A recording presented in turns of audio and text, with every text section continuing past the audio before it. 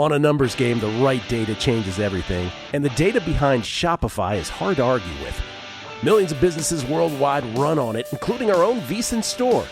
When we launched, Shopify's templates and AI tools got us live fast. Professional looking from day one. No tech background needed. Shopify checkout converts more customers and makes it easy for returning fans to come back and buy again in a single click. Shopify's built-in AI assistant Sidekick is there whenever you need help, building, troubleshooting, or just figuring out your next move. Check out what we built at vsin.com/store. Then go build something of your own. All you need is the idea. Shopify handles the rest. Start your free trial at shopify.com/vsin.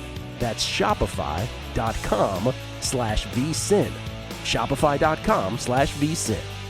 The numbers told the story, they always do. It's one of those idiots who believe in analytics. This is a numbers game with Gil Alexander on VSiN.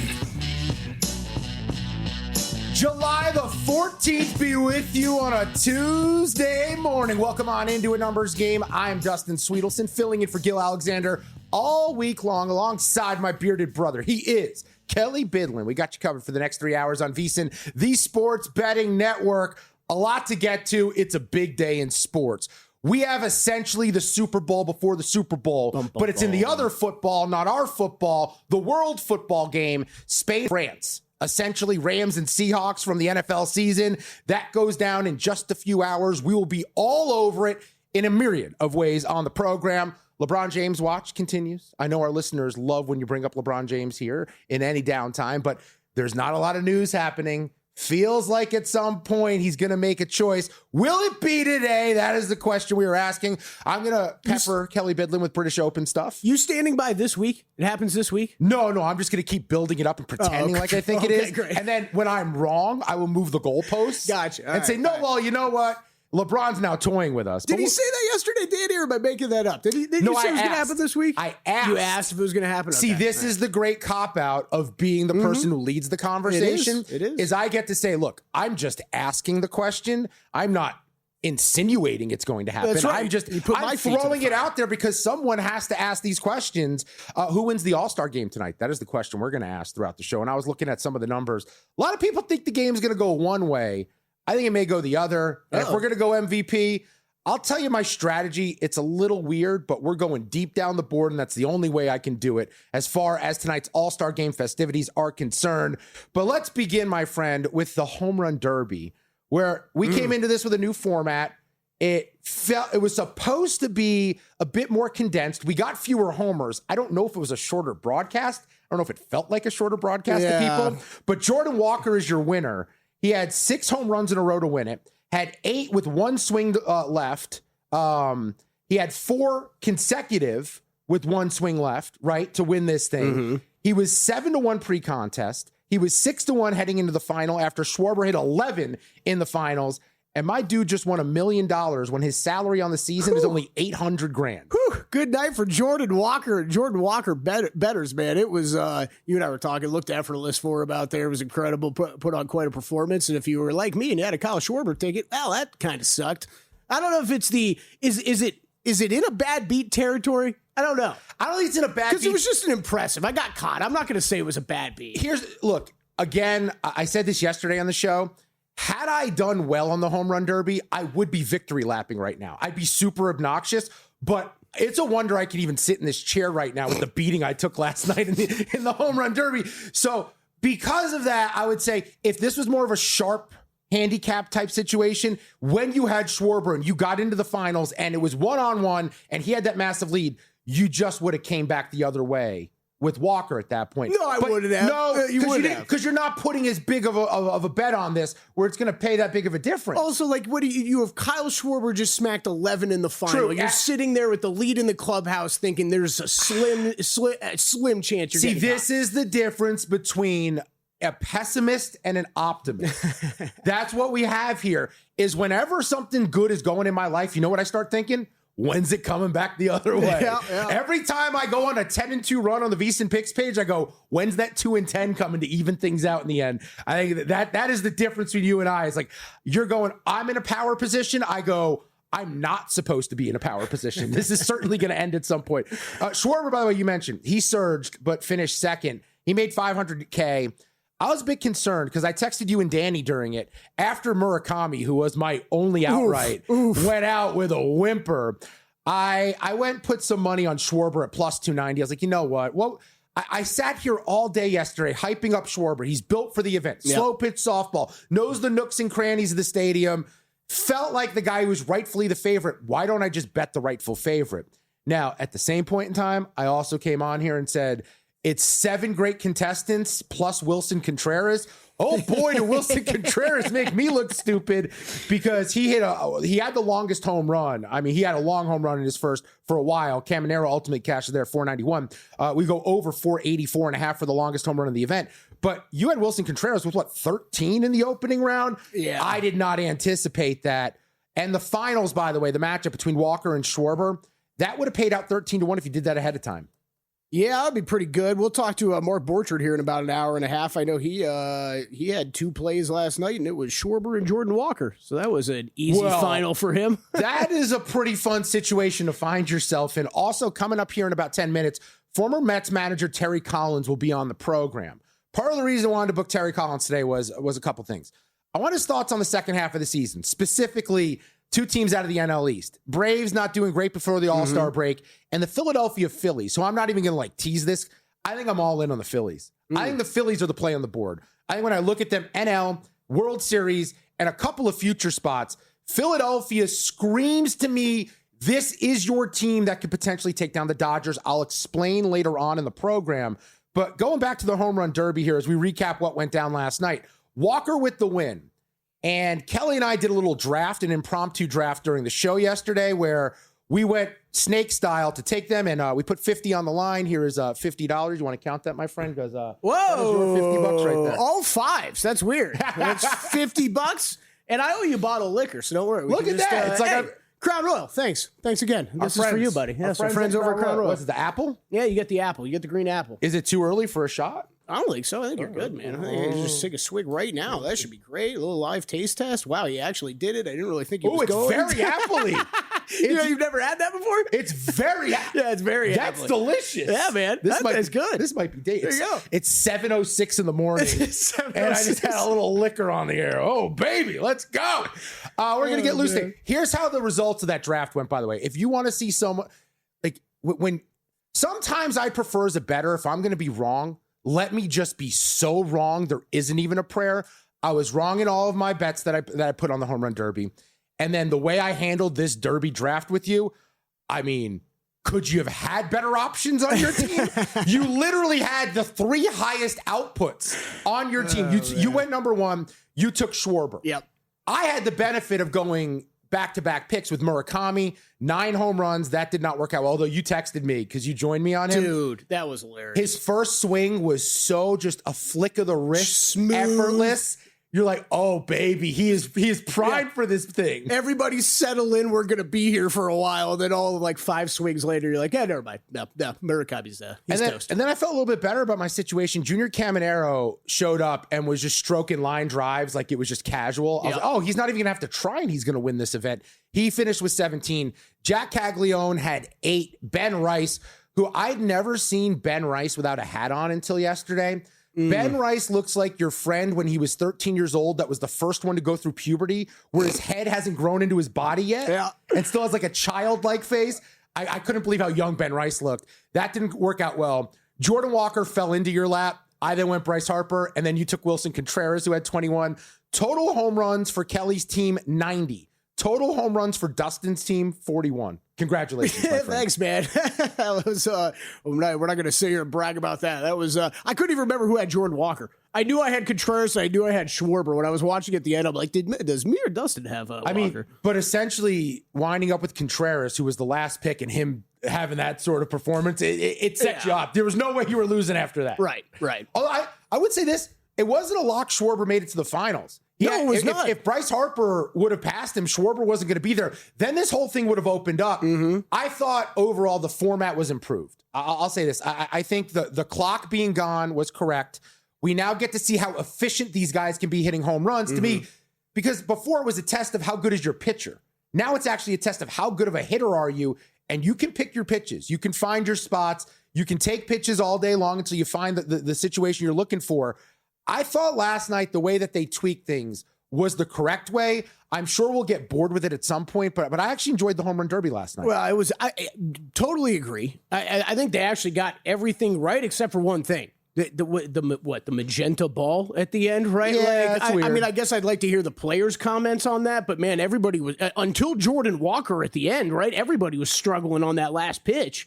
Also, Jordan Walker looks like he's 35 years old. Someone's got to explain this one to me. Yeah, the little, like, the tail of the tape thing for the final was really... He's 24. I swear to God, he looked like a grown man. He does. And it was hilarious. Him and Schwarber standing next to each other. You're like, which one of these guys is leading the majors in homers again? Well, that's the thing that's fascinating about baseball is that, like, you don't have to be big to be great. Right. You don't have to be an elite athlete. That's like growing up. My dad used to yell at all my friends who'd be like, I'm going to play basketball. He's like, you're 5'9". You are going nowhere. Go play shortstop and you can take it as far as you want. I love Jordan Walker. He's a great story this year, by the way. If you just talk about how quick we are to give up on young players who don't immediately meet expectations, ton of hype with him a few seasons ago, really hadn't found his form. And then this year has put it together at 24 years old. It just goes to show you, though, that we are such like a, whoever you are right away, that's who I think you're going to be forever. Yep. Young players get better. And I think as handicapping, you have to remember that in all sports. In the NBA, when you're looking ahead to next season, there's going to be a young team like Charlotte a year ago that's going to get better. Just because they did something a year ago doesn't mean they don't learn and improve as the game starts to slow down for them. As we get into our football previews, the same situation goes. I think Jordan Walker's a really cool story, fascinating story to watch here. As we have the All-Star Game tonight where total in the matchups 8. The AL is plus $1.10. Christopher Sanchez faces Dylan Cease. A lot of big pitchers not a part of this thing. We will break it all down throughout the program. Plus, Spain and France, it goes down tonight. Whew. A trip to the World Cup final is on the line between the two best teams, the two top teams on the betting board when this thing began. France currently to qualify in advance, minus $1.50. Spain plus 120. You have elite offense, goal scoring with France. You have a slow it down defensive type of battle with Spain. We will touch on it with Alex Crook, bottom of this hour. Drew Dinsick will be with us in about 45 minutes, breaking down the World Cup, plus Paul Carr in our final hour. But when we return, former big league manager Terry Collins. What's the approach for a manager in the All-Star Game? He's done it. He explains it next.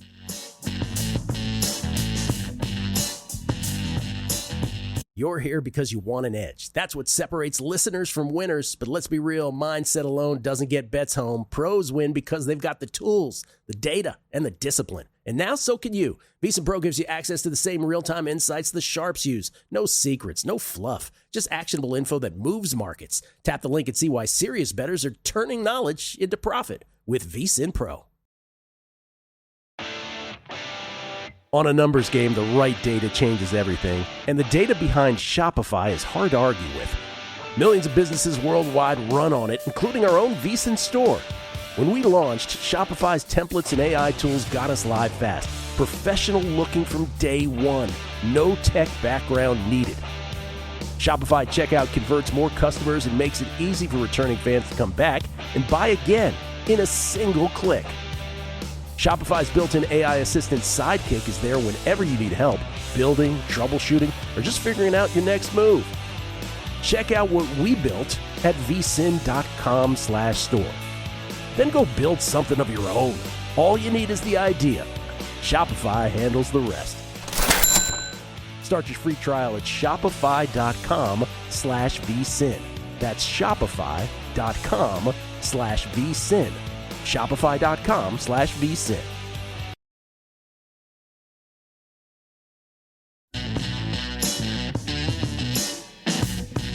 A numbers game on VSiN, the sports betting network.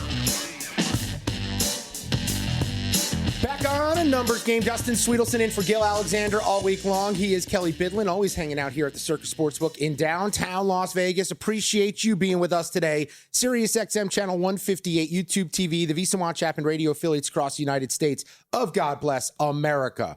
Home Run Derby's in the books. Jordan Walker was your winner last night. Now we have the All-Star Game tonight. And this is something, a tradition for me as a baseball fan. I always looked forward to this. Before interleague play, I actually liked it better, obviously, because it was the only time I could see these guys like on the field together facing each other. You didn't get the AL versus the NL. And tonight, Dylan Cease takes the bump for the American League. He's a plus 110 dog. Christopher Sanchez is on the mound for the National League, minus 135. Total in this matchup is 8. To help us understand the challenges that go behind managing the All-Star Game, we're going to welcome in Terry Collins, former big league manager, most notably with my New York Mets from 2011 to 2017, took the Mets all the way to the World Series on a magical run that I got to be in the building for several times during the postseason. And with that, Terry managed the National League the following year in the All-Star Game. So that's where I want to start, Terry. We appreciate you doing this today.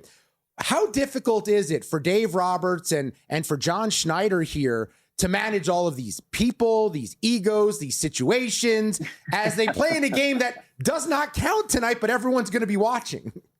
Yeah. Well, first of all, it's for the fans, and it's something, but it's very, very difficult because, when I managed in 2016, the All-Star Game, the game meant something. The winner of that game got home field advantage in the World Series. So it was important, but so you spend, it beat me down for 2 weeks. You're calling all the managers because, the fans were going to elect the starting lineup, but you're trying to get the right players, guys who deserve to be there, not just some of your players but guys from other teams that, have had great first halves of the season and deserve to be all-stars. And you're going to, no question, unintentionally snub some guys that just isn't going to be room for certain guys. So that was tough. And then when you get there, you follow up a sudden find out guys, they're honored to be there, but they really don't want to play because they want some time off. They're tired. And so you ran into that. You had to be very, very careful of your pitching. I always wanted to make sure we had plenty of pitching. And back then, because the game meant something, you had to have extra innings of pitching. And that's one of the reasons why I took Bartolo Colon, because I knew he could give me 9 innings if I needed 9 innings out of the bullpen. So, so it was, but it is hard because you don't want to make anybody upset. And, you want to make sure the players have a great time. So, you got to juggle it, and you got to make sure, again, certain guys deserve to get in that game. And you try to find the spots for everybody, and you don't want anybody to leave feeling bad. And ultimately that's going to happen because there's no way you can get all that pitching in. Yeah, Terry, with the game changing over the years, I mean, how much of a balancing act is it with trying to get these guys time with family and everybody around the organizations, around the teams, get them some time, but also kind of lock in and play a game, like you said, that is for the fans? Yeah, I mean, guys, when I grew up, the All-Star Game was huge, and I agree with because there were the 2 separate leagues, and that gave you a chance to see them compete each other. And you know what? There was a little bit of pride on the line back then, because there was not so much interleague, with all the interleague stuff, and guys are going from team to team all over the place now. That didn't happen years ago. So the game meant a lot more for me. It meant a lot more to where now it's an exhibition. So now it's don't get anybody hurt. It's like, you look at the NBA All-Star Game. Does anybody even play any defense anymore? Nope. I mean, you go to the NFL at the end of the year, and now it's touch? It's like flag football. So, you don't want to get anybody hurt in the game because still you got the second half of the season that, this is when it's really crunch time for me. And so you want those guys to make sure they leave here, participated, had a good time, enjoyed their time off, and yet still had a chance to get a little break in the game. Terry Collins is our guest, former big league manager, also has a podcast, The Terry Collins Show. You can check it out at TerryCollins_10 over on X. With that, Terry, I want to start talking to you about the second half of the season and a team that you're very familiar with, and maybe a key piece right now who's in fine form that you are also very familiar with. That's the Philadelphia Phillies. I think the emergence of Christopher Sanchez from a calendar year ago as a true ace, Cy Young contender, but I didn't know what we were going to see out of Zach Wheeler coming off the thoracic outlet surgery, who you're also very familiar with that with pitchers. Wheeler looks like he's back to the old Wheeler, which to me makes them very, very dangerous. They're 7-1 to win the National League pennant. They're 12-1 here to win the World Series. The Braves have scuffled lately. The Phillies have been really awesome since turning to Don Mattingly. What do you see in Philadelphia this year? And do you think they're capable of knocking off the Dodgers? Well, of course, when you get into those series, anything can happen because, the one thing the Phillies done, I'll tell you what, Zach Wheeler might be the one guy who's come back from thoracic outlet who has regained his arm speed, and that's an amazing thing.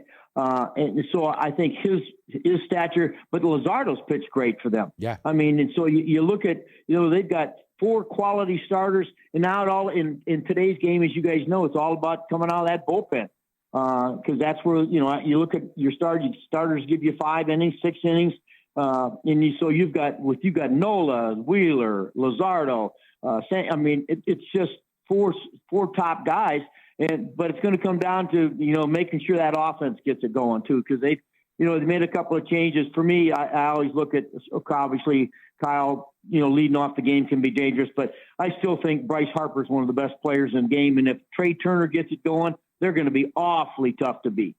Yeah, I want to stay in the East with you here, Terry, because the Marlins, I think, have been one of the fascinating stories of the season so far, 52-45 here at the break. And I think I've been bringing up questions there. Are we going to see some of the old Marlins selling pieces away? And it looks like they're going to make a push here. What do you make of this team down the stretch? Well, I think they've done a great job. I think Clayton's done a really good job of taking over. But, they've got some good young players, some good arms in their rotation and in their bullpen. And you know what? It's nice to be able to walk when you go play the Marlins. Everybody's saying, "Oh, it's the Marlins." So they're kind of sneaking up on guys. Mm-hmm. So for a long time, people took them for granted. Well, you can't anymore because they got a good club. Otto Lopez has really had a great first half. I think they're going to be a team that's going to be tough going down the stretch. But I just think the Braves, when they get Acuna back. When they get some of their pitching back, they're going to be really, really tough because they've won, they know how to win, and that means a lot, guys. When you're looking at late in the season, what it takes that last month, the last August and September, what it takes from a club to be successful, and the Braves did it better than anybody for a long time. Chatting with former Major League Baseball manager Terry Collins with us, progressive guest line, almost 1,000 career wins, went to the World Series with the Mets back in 2015. And I want to ask you about the American League now, Terry, because you know how it goes with the Yankees. Right now, there's a lot of drama because Judge is out, and they have not looked as great over the last couple of weeks. Tampa Bay, while they're on the run they're on, and they're the 1 seed in the AL, we keep doubting them here. But the entire American League, it is wide open right now. Is there a team that jumps out to you that you think is a really good potential winner of that pennant? I don't see it. I think there's a lot of teams capable. Obviously, the Yankees, you're going to look up, and the one thing about them, I won't be surprised if they don't make a couple of big moves here in the next 2 weeks to shore up until they get Judge and Stanton back. And they're not afraid to do it. Tampa Bay has always been a team. They've done such a great job developing talent in that organization. Their third baseman, Caminero, is he's off the charts right now. So. And again, there's another team. Everybody looks at their low payroll and saying, "Well, geez, they're not that good." Well, they've always been good because they're not afraid to bring up their young talent and stick them in the lineup. But I just don't. I look throughout the rest of the league, and I don't see that one team that used to say a couple of years ago, "Geez, well, Houston, they're pretty good." I thought Texas Rangers when they. With Jake coming back with good health, but they just they haven't been able to put it together either. So I think it's wide open. I don't tip my hat to anybody in that either any of those divisions over there that you say, hey, this team's going to play in the World Series. Terry, we really appreciate the time today, the perspective. Would love to continue to chat throughout the baseball season here. And everyone check out the Terry Collins Show, available wherever you get your podcast. Thanks for the time today, Terry. Have a good day, man. Okay, guys. All right. Be safe. Awesome stuff. Bye. I thought the perspective on the All-Star Game first was great. Mm-hmm. And then he's very familiar with Zach Wheeler and then thoracic outlet. That was the same surgery that upended Matt Harvey's career. Yep. Which, it looked like the Mets were going to be on this run for a long time where Harvey and DeGrom and then Syndergaard, they had Wheeler at one point. Mm-hmm. They had Steven Matz at one point. And the Harvey injury was the beginning of the end there for the Mets. It was a really interesting note from him because we talked about that Cy Young race yesterday and who's kind of left and who do we think actually stands a chance still. And I think he's still in that conversation. Oh, yeah, no, absolutely still in the conversation. Wheeler, I think, is the play right now on the board. If you're looking for the number, the value play, but Chris Sanchez isn't going to be 6 to long much longer, especially if Mizorowski, this injury lingers with the arm fatigue. Yep. More on that, more on the futures, why I love the Phillies later in the show. But when we return, Spain and France. Is France inevitable to win this World Cup? Alex Crook breaks it down on the other side of a numbers game.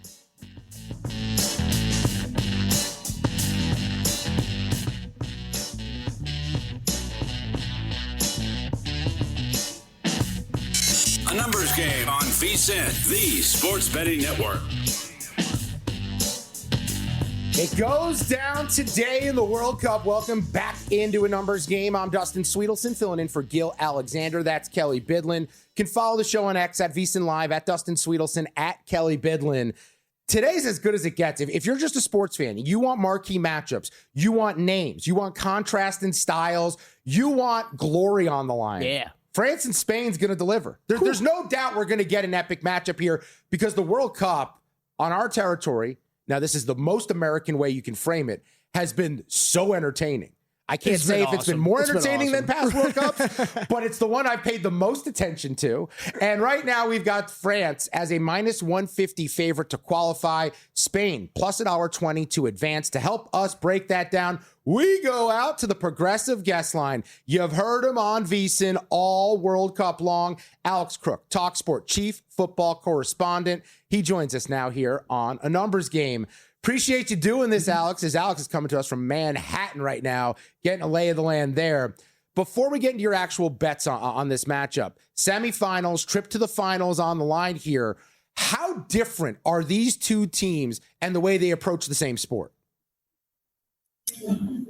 Well, I think I've described it in a betting column that I wrote as the immovable object against the irresistible force. The immovable object being Spain's near watertight defence, obviously didn't concede at all until that quarter-final against Belgium, and the irresistible force very much France and that formidable attack. Kylian Mbappe, Bradley Barcola, Michael Olise, I think, has had a brilliant tournament. Dembele, Doué, the names just roll off the tongue. So a real contrast of styles. I think Spain will try and dominate possession, but France have got so many weapons to hit them when they do have the ball that I still only see one winner. France from my pick pre-tournament. I've seen nothing to make me desert them at this late stage. Yeah, and Alex, maybe you just answered it, but I think for a lot of the soccer casuals out there, it's really been the France style. I think we've all gravitated to. It feels like just this unstoppable offense. But that France offense, Spain defense, is it France that's been more impressive so far? Because I feel like I've heard kind of split opinions on that from some of the soccer masterminds out there.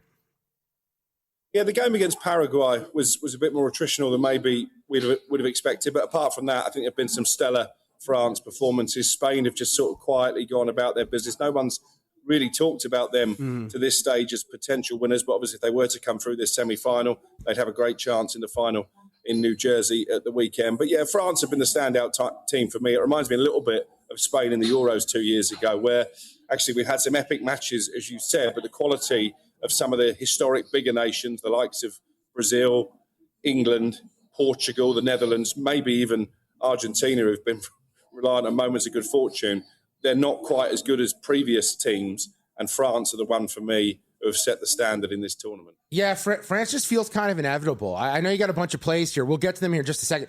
I keep framing it this way, but I don't know that much about soccer. I feel like if France fielded a B team, that B team would still be able to win in the World Cup. Do you think they're that deep where how far could a second unit for France go in the World Cup?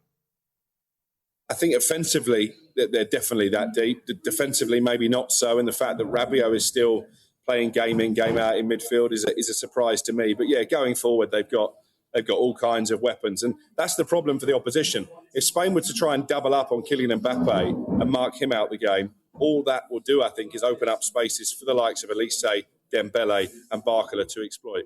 Yeah, France is still plus $1.30 to win the World Cup. I might be doing something with that before that match starts later on today. Alex Crook is our guest, Talk Sport chief correspondent on football. I almost called it soccer. Football. With what you talked about and the contrast in styles here, what does that lead you to doing betting-wise in the first half of this matchup? I think it's going to be cagey in the first half. And if you look at France's tournament so far, they tend to come to the boil at half-time when maybe the opposition are a little bit tired, having kept them out in the first half. So my play here would be draw half-time, France to go through in 90 minutes. So France to win the second half. Okay, I like it. And Alex, we've been doing this for the NBA season, the NFL season, where we kind of get to one of these semifinals and we've been saying, well, this is the real championship right here. Do you feel that way between France and Spain? Whoever wins this is going to go end up winning the World Cup, or does an England maybe still have something to say about that? I'd love to say England have something to say about that, but I think our performance level over the course of the tournament, as Thomas Tuchel admitted himself after the Norway game, has maybe not been at the standard that we expect. I think we've been heavily reliant on moments. Those moments particularly have come from Harry Kane and Jude Bellingham, for me, one of the contenders for player of the tournament, alongside the likes of Mbappe and Elise. But yeah, I think the winner will come from that other half of the draw. I think France will progress, and good luck to whoever has to take them on in the final. Having said that, they were the best team in Qatar 4 years ago, and they didn't end up winning the World Cup. Alex, I want to ask you about that matchup a little bit more here, but to go over your bets just so everyone heard them. France, Spain, first half draw, plus $1, plus 105. France money line, plus 140. And then let's now go a little bit deeper into Argentina and England, because when I look at Argentina, I thought they looked gassed over the weekend. They looked like a tired group, but at the same point in time, they still have Messi. They still have goal scorers. And my concern for the English is that back end, the defense. And if they become leaky here, opportunities for Argentina to score could make things really difficult. What is the key to victory for Argentina? What's the key for England if either one advances here? Well, some good news coming out of the England camp overnight. Declan Rice was able to train fully yesterday. Of course, he was forced off at half-time against Norway due to illness, but he expects to be fit for this semi-final, which is a huge boost. Reece James, I think, also believes he's now ready to start 90 minutes. A big call for Thomas Tuchel. He moved Ezri Konsa from the centre of defence out to right back for that Norway game.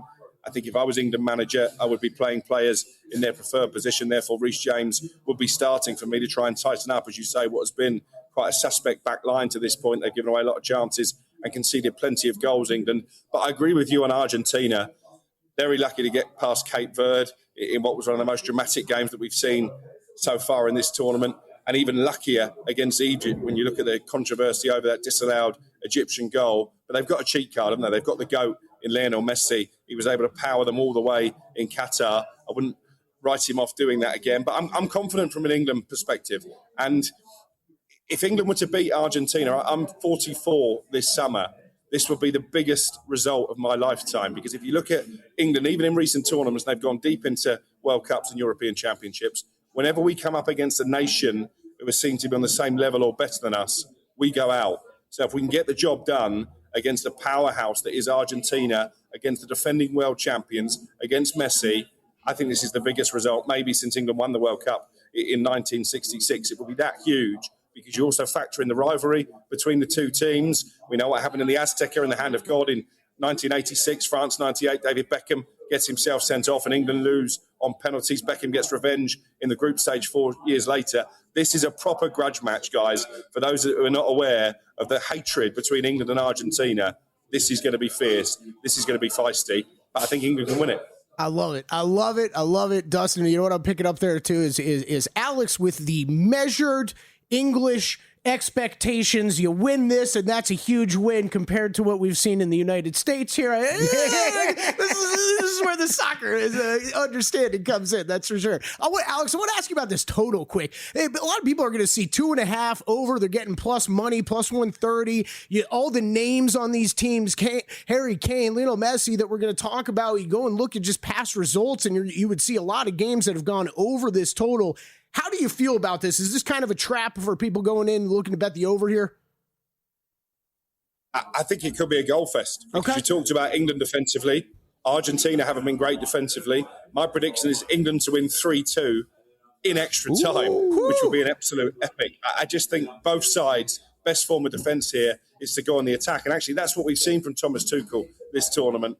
His predecessor, Gareth Southgate, did a brilliant job to reach 2 European Championship finals, a World Cup semi-final, World Cup quarter-final. But the big complaint from England fans was that he was too pragmatic. I think Thomas Tuchel has decided England's best players are at the top end of the pitch. So let's go and win games by outscoring the opposition. I'm all for it. Real quickly before we let you go here, Alex, let's say Spain upsets France. Is it wide open in the final? Do you think England and Argentina, either one of them has a chance against Spain, or maybe just England against Spain? No, I think if Spain can pull off an upset today, then both England and Argentina would fancy their chances. If it is to be France-Argentina again, maybe psychologically Argentina would have the edge, having come through that incredible final for the ages. I was there amongst the Argentinian fans 4 years ago in Qatar.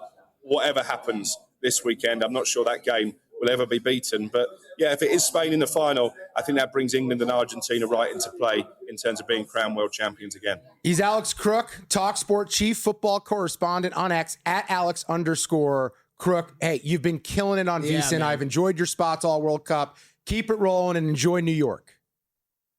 I will. Cheers, guys. Have a good day. Thanks, have a good one. Hey, there's no shortage of betting opportunities this summer. We were just all over the World Cup. We have plenty of baseball. By the way, Nigel Seeley, he likes Spain. Alex Blowers, he likes the other side tonight with France. Check it out at VSiN.com. You'll see their explanation. Sign up for the VSiN football special for just $175. That's full pro access through the Super Bowl. All you have to do is head to VSiN.com/subscribe now. That's VSIN.com/subscribe.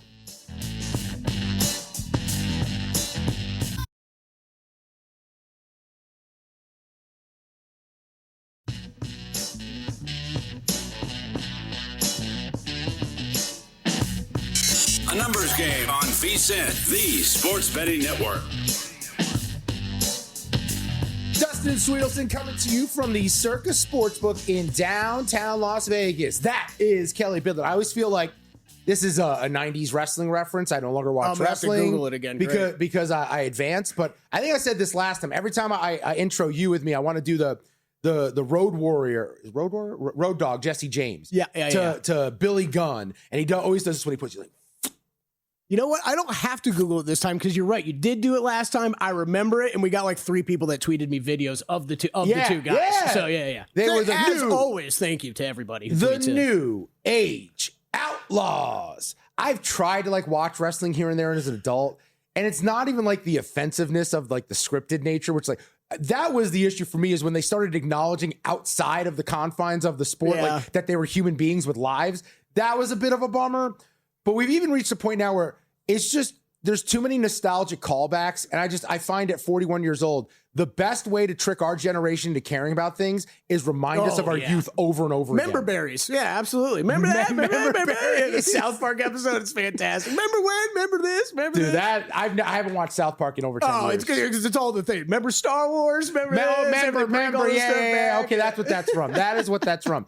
A lot of comparisons to me and Eric Cartman growing up, believe it or not. I know that would shock you here. But that is one thing that I unfortunately had. We get tweets. We read tweets. We get tweets. We get tweets. Man, you nailed it yesterday. Come on, dude. And that's where we begin with the first one. Our buddy Bob Geddes, very proud of Dustin for getting the name of the tweet segment right yesterday. Also need to get Dustin on as a regular guest. Segment can be called Dust in Time. Oh, that's pretty good. Have to have a bet on something starting within 30 minutes of his segment. Well, here's the problem with that, Bob. Once the World Cup is done, what's going to be within 30 minutes of this segment? Also, I disappear once football season begins. Tennis bets, bro. You can just battle Gil with tennis bets. Dude, I respect it. I respect the hustle. I respect the game. I ain't betting on tennis. Dude, it is. I say this all the time. And this is, you brought it up with the World Cup, right? It is, how much more would you be into soccer, club-wide, nations-wide, if it was played in these time zones, right? And tennis is the same way. I say this to Gil all the time. I'd be betting tennis, watching so much more tennis if it was actively played in North American time zones. But, like, it's just not most of the time. Mama told me not to lie. It's a shout-out for Larry Bear back there. Mama told me not to lie. If tennis was being played in my front yard, I still wouldn't be watching and betting. I'm sorry. It does nothing for me. I would rather play tennis, Now that match wouldn't last very long great game because the running back and forth, but I'd rather play it than watch it. Speaking of exercise, Mike Montesano writes in at Bets and Reps, our buddy. He said, if Dustin Swedelson had paid Kelley Bydlon in ones for the bet, I would have guessed only one place he was last night. I wonder where that would have been. I have done that before, where I've walked out with a stack of ones. Who hasn't? But I did consider, like, what do I do with these 47 ones? I did consider going to a change machine and just taking the 50 that I was going to give you and get a bag of pennies and just dropping it on the table. But like that, I don't. The reason I don't do things like that is the same reason I don't like to attack people. I am so soft and sensitive. I can't handle what the volley back's going to be, like the return favor. Sure, yeah. I can't handle it, so I don't do it. Yeah, no, I would not appreciate that, and not at all. It's worse than getting actual money from you. That you've given me a task. Yes. Right. I'm making you work for money. I have to work for it. Yeah. No, I'd be like, no, keep your pennies. I'm gonna take this from you another time. You can tweet the show at VSiN Live, at Dustin Swedelson, at Kelley Bydlon. And right now, it's time for Kelley Bydlon to thrive. We are going country clubbing. Let's go. Hit the club. Dustin brought the booze. No mocktails over here. Dustin's got the whiskey. Yo, why don't we have those sticks out here? The back has like glow sticks. I don't know, because we always like to say that the back has this going on, but you're right. Wow. I got to get loose here. It's Tuesday. I got to feel myself. Come on, man. I get accused by my fiance. I get accused by my fiance of having no rhythm. That video is not going to help my case. I can tell you that. I just thought it was pretty impressive. Can we run back the Country Club and Open real quick? Oh, it's great. We always say this is Ben Wilson's family. It's just a bunch of old dudes tucked in polos. It's a lot of what's the company they all wear? Travis. Matthews. Travis Matthews. It's a lot of dry fit polos. Okay, pause it, guys. I always say this. Collins? Imagine being, you're not even a feature B-roll actor. Imagine being one of the background B-roll actors. Yo, I thought this was AI. Oh, no, this is real. These are real humans. Real human beings. This was shot. Rob Moreno found this video somewhere, pieced it together with the nice graphics Well, package. You know what it is the company who put this together didn't want to have to pay royalties on this going forward. Mm-hmm. So they got people who won't be alive to get those checks down the road. Because I would love to be able to do a poll. Over under 2.5 people in this shot right now have died. Over under. Over under. I hope under. I'm answering it. People are scared to death. Man, it's inevitable. It's the only thing we all have in common. Let's joke about it. There's only 3 major candidates there. All the background ones are safe. I think I said it. Yeah, but you don't know what happened in today's world. That's true. That is true. I mean, look, you got me examining things in the restroom because colon cancer is at all-time high in young people. I'm a hypochondriac. I'm terrified. You don't know, man. All right, with that. The Open is this week. I hate calling it the Open Championship. It feels so anti-American. The Open for us should be the U.S. Open. Let those traders, let those taxers of the tea, let them call it the Open. We'll call it the British Open here. Let's begin. I think Bill 80 made the call this morning in his newsletter. Oh, did he? He was making fun of us because we were having this conversation on Long Shots yesterday, and he said, no, it's British Open here. Yes, so I agree. Bill 80 made the call. Our Open is the U.S. Open. Now, this one's going to be played at Royal Birkdale. Can you tell me a little bit about this course? Yeah, Royal Birkdale going to England, so could be a massive Sunday in England, if they get to the World Cup final in soccer, and then you've got the Open being played with a couple Englishmen near the top of the odds board. Could be a pretty big Sunday. Yeah, Royal Birkdale, one of the regulars on the Open Rota, so you get the rotation of courses for the Open Championship. This is one of the regulars, I think, played the second most behind St. Andrews. Was 2017 the last time we were there? 2017, the last time we were there. And Spieth won. Jordan Spieth won. Yep, Jordan Spieth, an exciting comeback. They have had major renovations at this course since then. Really picked up about 5 years ago. We wanted to get this course reset a bit and ready for this Open Championship. Really looking forward to this. There are some slight differences that you're going to get here that compared to a lot of the other courses in the Open rotation. You're going to see these massive sand dunes, which are really awesome, Dustin. It looks beautiful, looks glorious. but you actually have some fairly PGA Tour-esque looking fairways, more so than a lot of the other links courses. These are narrower fairways that are flatter. Usually you have to deal with all these crazy bumps and undulations in the fairways before you can get anywhere. Even around the greens, there's some different obstacles you don't see too much at some of the other links courses.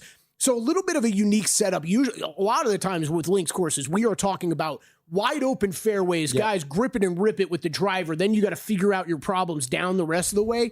32 yards, if you're watching at home, average fairway width, that is not very big for a Open Championship. And firm fairways, unpredictable bounces, you're dealing with wind, you're dealing with the bunkers, as you mentioned. So we'll see all that plays a role here in impacting who we're going to look at. What are the trends that jumped out to you coming into this this event here at Royal Birkdale? Yeah, there are a few you're going to hear this week. And look, I'm usually one of those people that shoot down a lot of trends or say, hey, let's always think through these. There's usually an explanation for some of these trends that we get. You're going to hear a lot of these this week. Last 14 championship golfers of the year, Open Championship winners, had previously won a major championship or finished runner-up in a major. You'll see something similar with the Masters. This is one of those, Dustin, where it's just, okay, yeah, good golfers. Good golfers usually tend to do well at tough events. So that's kind of that one. I think this other one is a little bit more, this is sending a little bit more signal, I think, for the Open going forward. Each of the past 5 Open Championship winners played the previous week at the Scottish Open. Shane Lowry, the last winner not to tee it up the week before.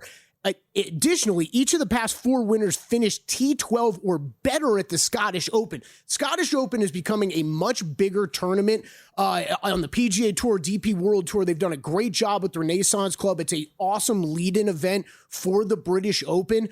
I have a feeling this is a trend that for the most part is going to continue. It is a perfect course for these guys to kind of tee up their links game a little bit before heading over to a true links course. So that one has stuck out to me. I am not maybe following it to the absolute letter of the law here this week, but it is intriguing me. I think we're going to see more of that going forward. And then here's another one. 10 of the past 12 winners had won already this year. The 2 who hadn't, Zach Johnson, Brian Harmon, each had top 3 finishes to their credit. That's another one. Hey, if you're playing well and playing well this year, you're going to give yourself the best chance to win the Open.